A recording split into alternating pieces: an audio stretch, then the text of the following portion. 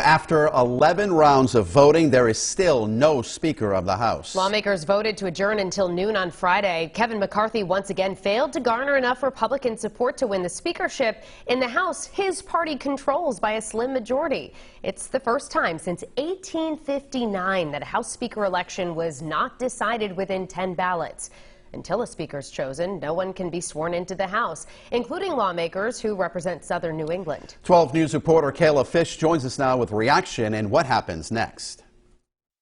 The disunity and chaos on the Republican side is holding up the business of the House of Representatives. Rhode Island's newest congressman, Democrat Seth Magaziner, has yet to be sworn into office as the speakership stalemate continues. Hopefully we can get this drama behind us soon and start the work that the people elected us to do.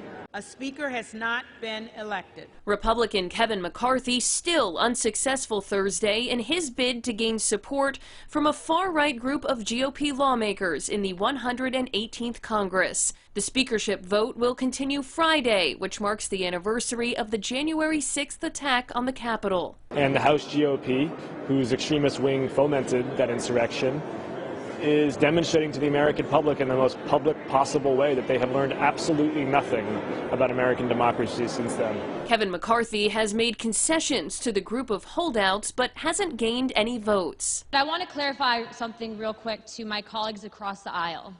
What you're seeing with this discussion does not mean that we are dysfunctional. And in no way, shape, or form will a Democrat ever hold the gavel to a Republican-controlled House. 12 News political analyst Joe Fleming says the gridlock could be a sign of what's to come. It's going to be very tough for them to govern these next 2 years because they only have a very slim majority at this point in the Congress, and they can't seem to agree on a speaker. What happens when we come up with the budget? What happens when we come up with the spending bills?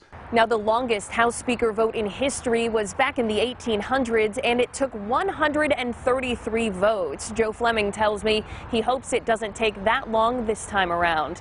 In Providence, I'm Kayla Fish, 12 News.